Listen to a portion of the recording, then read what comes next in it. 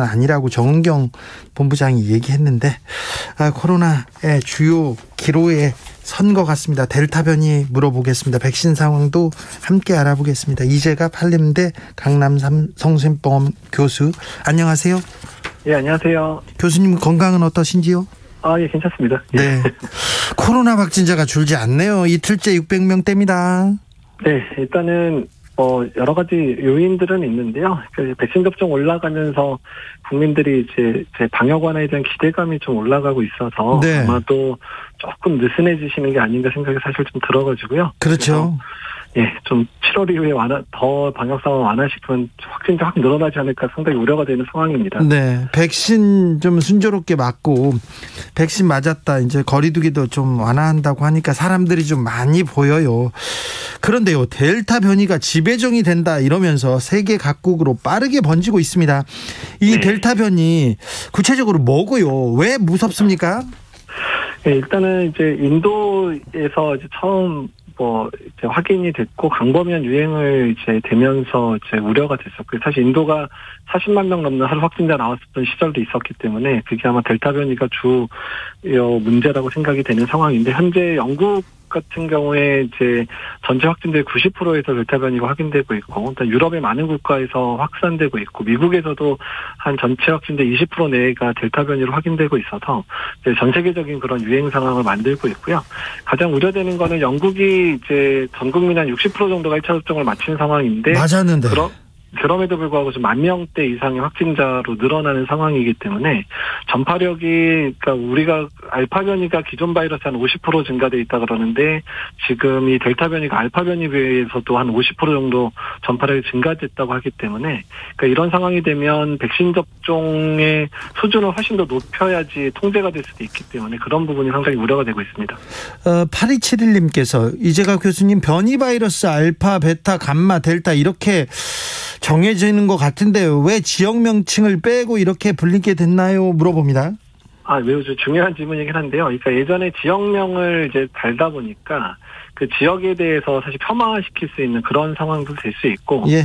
실제로 또 발견된 지역하고 유행하는 지역이 상충되는 경우들도 상당히 있거든요. 예. 그래서 아예 이제 그 유전자 변이, 그 변이 바이러스 발견된 순서대로 그리스 문자로 알파, 베타, 델타, 감마 이런 식으로 이제 차례대로 붙이기로 WHO에서 결정을 했습니다. 네.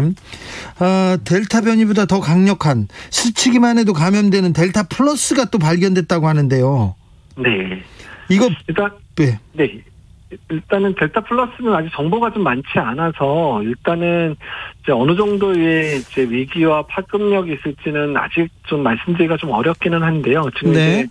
이게 다만 이제 우려되고 있는 이유 중에 하나가, 일단 우리가 이제 예전에 남아공 변이라고 하는 베타 변이나 어떤 브라질 변이는 감마 변이가 백신의 효과를 떨어뜨릴 수 있다라고 되어 있었는데, 근데 거기에서 보이는 유전자가 델타형에 추가가 됐거든요. 예. 그래서 이게 전파력은 델타랑 비슷하면서 백신의 효과도 꽤 떨어뜨리는 게 아니냐, 이제 그런 우려감 때문에 현재 주목을 받고 있기는 합니다. 네. 그래도 백신을 맞으면 이 변이 바이러스도 좀 막아낼 수 있습니까? 일단 이제 광범위한 연구 결과가 나온 거는 아닌데요. 일단 영국에서의 그런 델타 변이에 대한 예방 효과를 분석을 보면 1차 접종을 한 경우에 한 30% 정도 예방 효과가 생기는데, 2차 접종까지 마치면 아스트라제네카가 60% 정도, 그다음에 화이자 백신이 한 86% 정도 예방이 된다고 돼 있고요. 더 중요한 거는 이제 중증으로 진행하는 지표인 입원에 대한 예방 효과는 92% 정도로 양쪽 백신이 다 잘 보존이 돼서, 일단 현재 맞고 있는 백신이더라도 이제 2차 접종까지 잘 마치면 일단 델타 변이에 대해서 어느 정도 그래도 이제 그 방어가 되겠다, 이렇게 예상을 하고 있습니다. 우리나라 백신 접종 상황은 좀 어떻습니까? 일단 이제 60세 이상의 어르신들에 대해서 일단 1차 접종까지는 거의 전 국민의 한 30%에 해당되는 숫자가 좀 접종을 한 상황이기 때문에 빠르게 접종이 증가되고 있기는 하지만, 일단 저희가 지금 우려하는 바는 지금 이제 유행을 선도하고 있는 연령층 20대에서 50대 접종이 7월 말부터나 돼야 시작을 이게 되거든요. 네. 그렇기 때문에 7월 말 이전, 그러니까 적어도 8월이 어느 정도 지날 때까지는 20대하고 50대에서의 확진자가 늘어나는 그런 상황들도 맞이할 수 있기 때문에 일단은 그 부분에 대해서 우리가 얼마나 대비할 건지가, 특히 델타 변이가 또 국내에서 유행하게 되는 상황까지 만약 겹치게 되면 상당히 많은 확진자가 나올 수도 있어서 그 부분을 잘 준비를 해야 되는 시기가 아닌가 생각이 듭니다. 백신 접종 이게 빨리 서둘러야 될 것 같은데요? 네, 그렇습니다. 근데 지금 이제 물량 부분이 있는데 지금 이제 6월 달까지 1차 접종을 많이 맞춰놨기 때문에 7월 중순까지는 이제 1차 접종 맞은 사람들에 대한 2차 접종을 주로 하는 거로 지금 하고, 그다음에 접종 체계를 정비하는 시간으로 가질 것 같고요. 7월 둘째 주 넘어서부터 이제 추가적인 이제 1차 접종들이 시작될 거기 때문에 한동안은 신규 접종자가 상당히 정체될 것 같거든요. 네. 그래서 일단은 이제 물량 공급이 조금 더 원활해지면, 특히 8월 넘어서는 이제 원활해지니까 8, 9월에 접종자 수가 엄청 늘어나긴 할 것 같은데, 어쨌든 전 국민의 접종자 수가 한 적어도 50% 이상 넘어설 때까지는 일단 방역 상황을 안정되게 유지하는 게 지금으로서는 가장 중요한 숙제가 될 것 같습니다. 지금 백신 부작용에 대한 우려도 조금 아직 있는 건 맞습니다. 네. 혈전증으로 사망한 30대도 나왔고요. 네. 백신과의 인관성은 공식 인정하기도 했습니다. 네, 그렇습니다. 혈전증과 관련된 부분들은 이제 아스트라제네카나 얀센 같은 바이러스 벡터 백신에서 실제 보고가 되고, 국내에서도 2분 보고되고 그중에 한 분이 사망하신 상황이기 때문에 네. 일단 이 부분에서는 추이를 계속 봐야 되기는 하고요. 근데 일단은 아직까지의 빈도는 이제 미국이나 유럽에 비해서는 훨씬 적기는 한 상황인데요. 네. 일단 2분이 30대에서 발생을 했기 때문에 질병관리청에서 현재 지금 30세 이상으로 이제 권장하고 있는 아스트라제네카 백신의 연령을 더 올리는 부분에 대해서 지금 논의를 하고 있거든요. 그래서 네. 위험도 분석을 하고 있는 상황이라 좀 접종 대상이 좀 변동이 있을 수도 있을 것 같습니다. 금성무님께서 코로나 얘네들 진행이 있는 바이러스인가 봐요. 변이도 잘하고 IQ가 좀 높은가 봐요. 그래서 걱정입니다. 조성빈님께서는 1차에 아재 맞은 분들 교차 접종 허용한다고 했는데 네. 2차 맞는 사람들은 다 교차 접종이 됩니까? 아니면 어떤 부분에서 교차가 진행되는 건가요?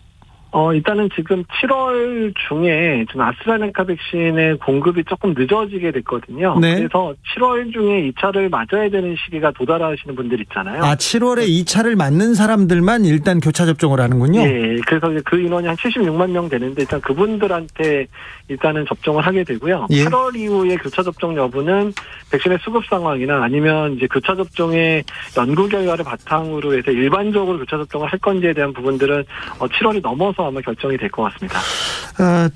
코로나 위험을 조금 가중시키고 그다음 백신에 대한 부작용도 또 막 높이고 언론 보도를 계속해서 교수님이 좀 지적하셨는데 네. 최근에 국내 언론들의 코로나 보도 행태는 어떻게 보십니까?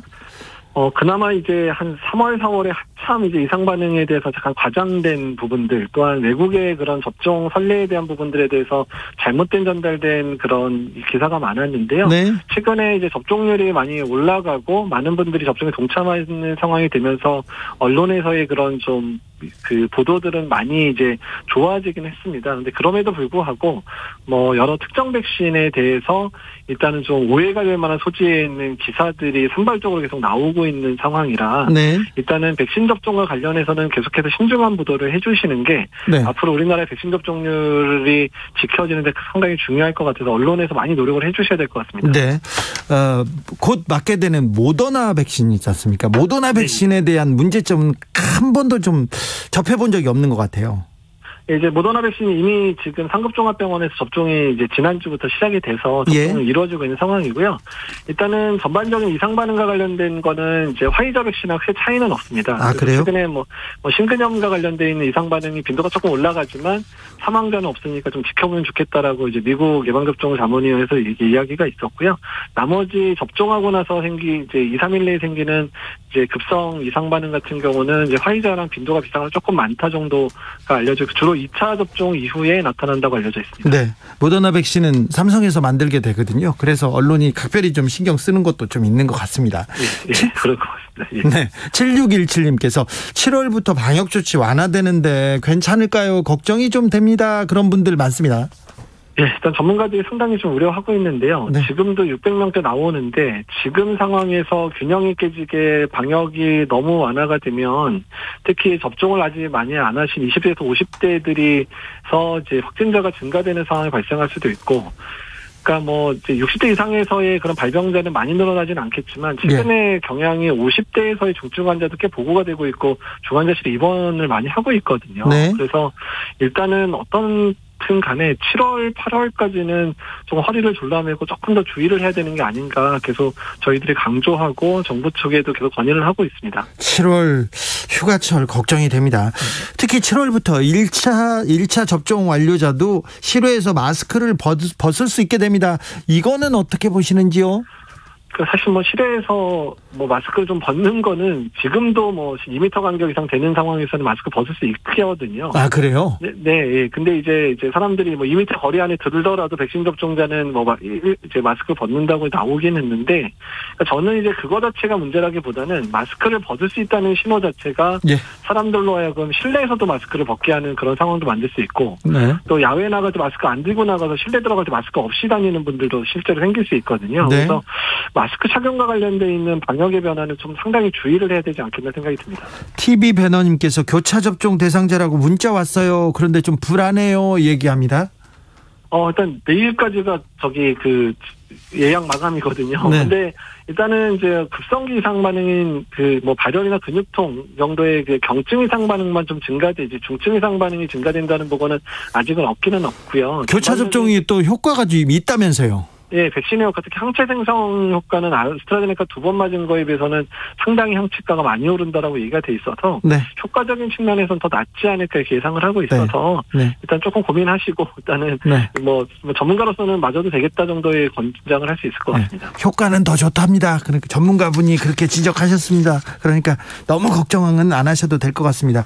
팬킹라이킹님께서 팬킹라이킹님이십니다. 얀센 백신 맞은 사람은 델타 대비해서 추가 접종 안 해도 될까요? 이렇게 물어봅니다. 일단 그 부분은 아직까지 연구 결과가 나오지는 않은 상황인데요. 지금 얀센 백신 자체가 언제쯤 부스터 접종을 하는 게 좋은지에 대한 연구를 실제로 하고는 있습니다. 그래서 예. 그 결과를 기다리면 좋겠고요. 이미 백신 효과를 떨어뜨리는 뭐 남아공변이나 이런 데에 대한 대비하는 백신들을 이미 얀센이 개발을 하고 있고 임상 연구가 시작될 예정이어서 일단 그런 결과들 보고 나서 언제쯤 부스터를 할 건지 또는 뭐 업데이트된 백신을 맞게 될 건지는 결정이 될 것 같아서 2, 3개월은 좀 기다려봐야 될 것 같습니다. 11월에는 집단 면역이 형성될 것이다. 그래서 그 이후에는 코로나를 우리는 극복하게 될 것이다. 11월을 기대하는 사람들이 많습니다. 교수님 11월에는 좀 달라집니까? 일단 이제 백신 접종을 국민들께서 많이 맞아주셔야 지금보다는 훨씬 나은 상황이 될 거는 같아요. 근데 다만 여러 가지 변수들이 있어서 변이 바이러스의 유행이라든지 또는 뭐 우리나라의 접종률이 어떻게 될 건지에 따라서는 뭐 지금보다는 어떻든 당연히 좋아질 거는 맞는데요. 일단은 우리가 생각하는 정말 마스크 벗고 자유롭게 생활하고 이 정도는 11월에 2달 못 하거든요. 그래서 너무 큰 기대는 하지 마시고 지금보다는 훨씬 더 나은 상황에서 겨울철을 나을 수 있겠다 정도로 이해하시고 기대를 해주시는 게 좋을 것 같습니다. 아, 그렇습니까? 네. 네. 완벽히 코로나를 벗어나고 한국만 만세를 외치고 그런 세상은 없습니까? 뭐 영국을 보더라도 변이 바이러스 한번 강하게 유행하면 상당히 이제 조심해야 되는 상황 맞이하는 거 지금 보고 계시잖아요. 그래서 네.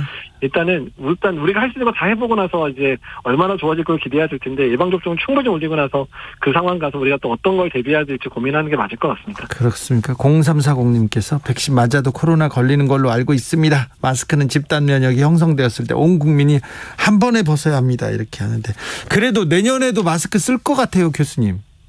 일단은 충분히 이제 유행이 안정될 때까지는 쓰셔야 될 거라고 보시고요. 그러니까 일단은 이제 지역 사회에서의 감염이 정말 이제 거의 보고 안 되는 시점 돼야 이제 마스크 벗자는 얘기가 나오기 시작할 거예요. 실내에서는요. 그래서 네. 너무 이제 마스크를 빨리 벗는 거가 코로나의 종식이라고 기대하지 마시고 네. 그래도 코로나는 훨씬 더 안정된 상태가 됐을 때 우리나라 내에서 코로나 환자가 정말 없을 때 정도의 마스크 벗을 수 있다 정도로 기대하고 기다려주시면 좋을 것 같습니다. 금성무님께서 제발 올해 11월 11일 빼빼로데이에는 연인들이 홍대, 명동, 신촌거리에서 마스크 벗고 다니면 좋겠어요 얘기합니다. 그렇게 될 것 같지는 않습니다. 네, 그럴 것 같지는 않습니다. 그래도 우리가 7월을 잘 넘겨야 되겠네요. 일단요, 교수님. 네, 7, 8월에 위기를 잘 넘기면 전반적인 방역 상황은 훨씬 더 안정이 될 거라서 훨씬 더 이런 경제 상황이나 이런 것도 개선이 될 수 있을 정도의 방역의 안정화는 제 8, 9월 넘어가면 달성되지 않을까 정도로 예상을 하고 있습니다. 말씀 감사합니다. 이재갑 한림대 교수였습니다. 예, 감사합니다. 교통정보 알아보겠습니다. 정현정 씨. 네, 수도권을 비롯한 충청